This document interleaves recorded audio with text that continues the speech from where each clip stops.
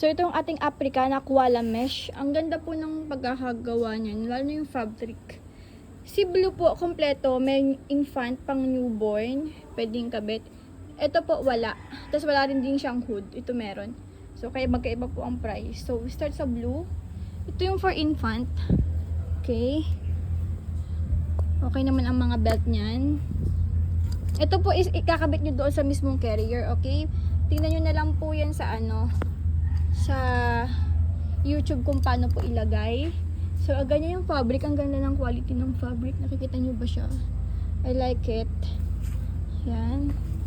Ganyan details. Wala naman siyang faded. Ganyan talaga ang color niya. Parang brown. Brown to, brown. Tas to black. Tas to navy blue. Kung nakikita nyo po yan, yung mga ganito, ayan, dyan po yung nilalagay. Yung insert, okay? So, yung likod, makapal. Ayan o. Ganda. Ako yung mga belt, may lumbar support din. Tapos yung loob, pakita ko sa inyo kung gaano siya kaganda. Ayan. Ayan. Detachable din po yung hood kung ayaw nyo po mag-hood. Ito nilalagay si baby. Okay. Okay po yung mga lockings niyan. Walang issue, walang damage. So, next is the black one. Well used siya.